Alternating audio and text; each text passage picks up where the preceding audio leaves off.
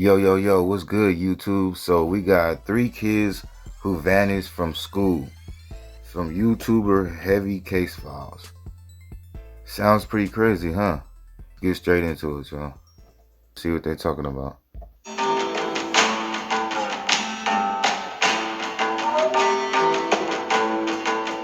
7-year-old Alexis Patterson was a first-grade student at the High Mount Boulevard Community School in Milwaukee, Wisconsin, in the spring of 2002.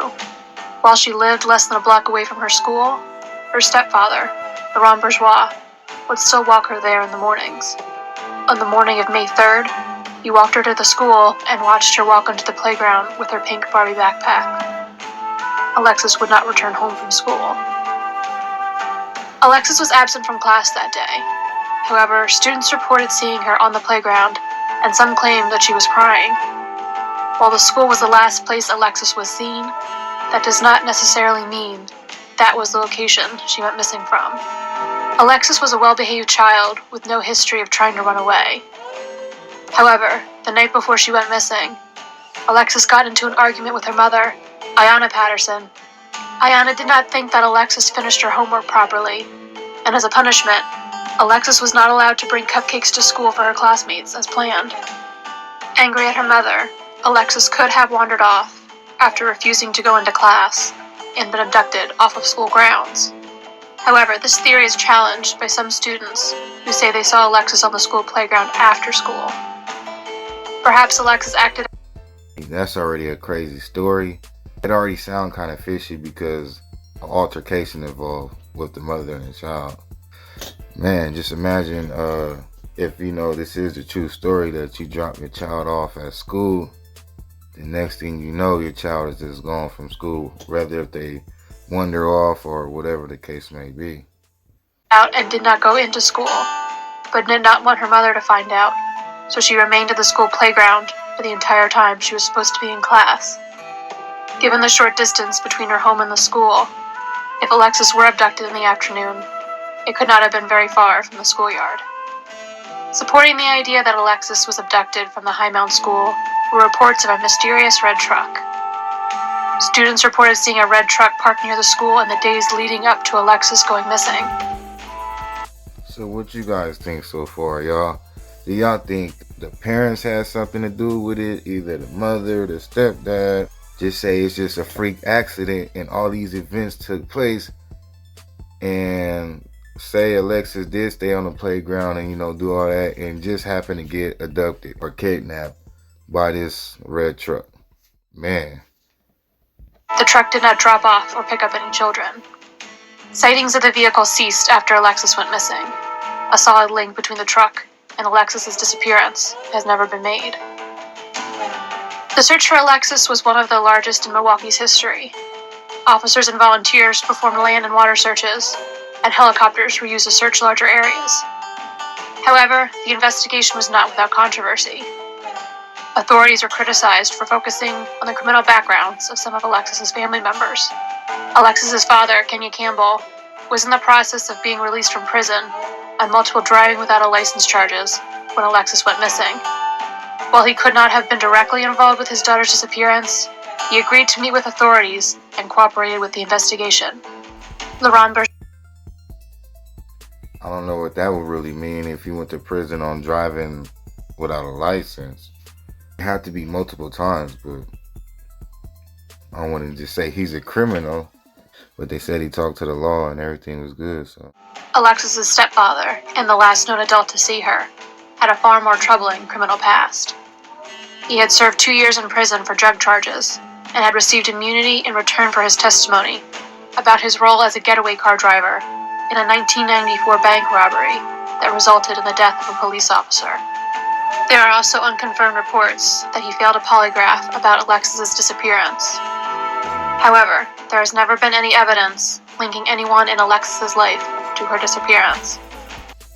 now that one right there seems a little bit more plausible. The stepdad dude.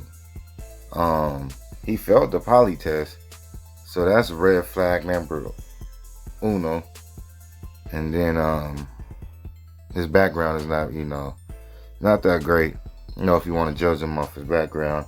that would be up to you guys. But just the fact that he failed the poly test and he was the last person to have this little child.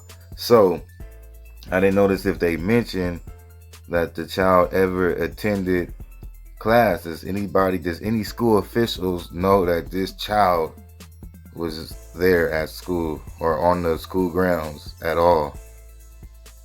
Maybe they get more into details. Let's see. In 2016, hopes were high that Alexis was alive and well. A man from Ohio called authorities, claiming to know a woman who could be Alexis. This woman supposedly had no memory of her life prior to the age of 10 and bore a strong resemblance to an age-progressed image of Alexis released in 2012. The woman in Ohio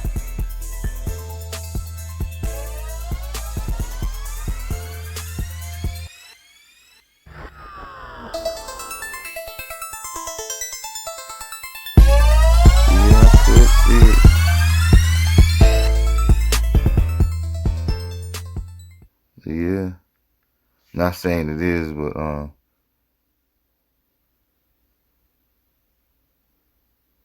has a lot of the same features, face features.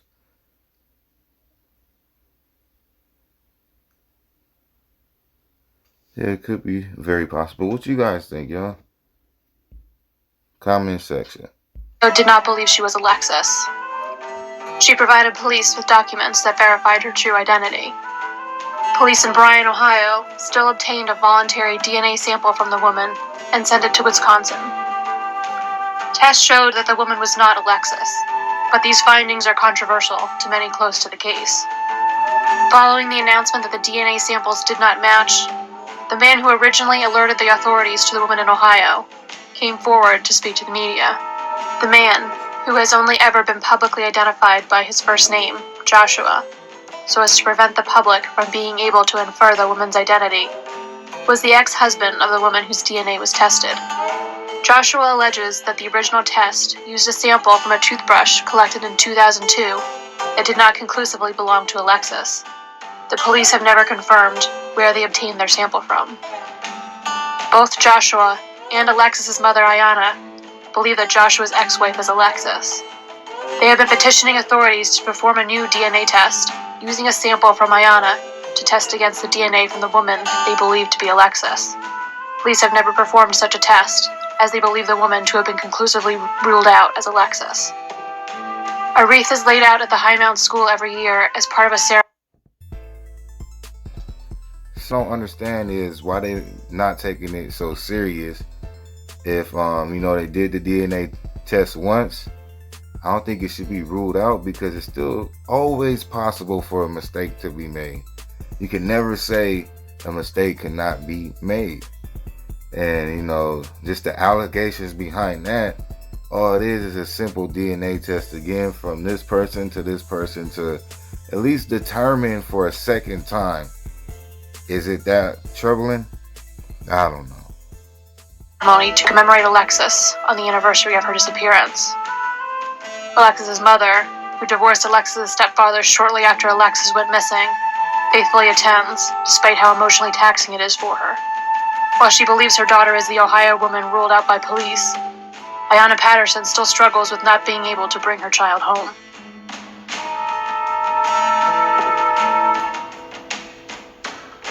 Bianca LeBron was a confident and outgoing 5th grader at the... Yeah, so that's the one on Alexis. I'm going to do this one for part 2. And, yeah, that's a crazy story, man. I'm still kind of boggled on the whole thing. As far as we know, the stepfather dropped the kid off at school, and that's all we pretty much left with. I would like to know more, if like I said, if she was on the school grounds, did anybody see her? Anybody see Alexis?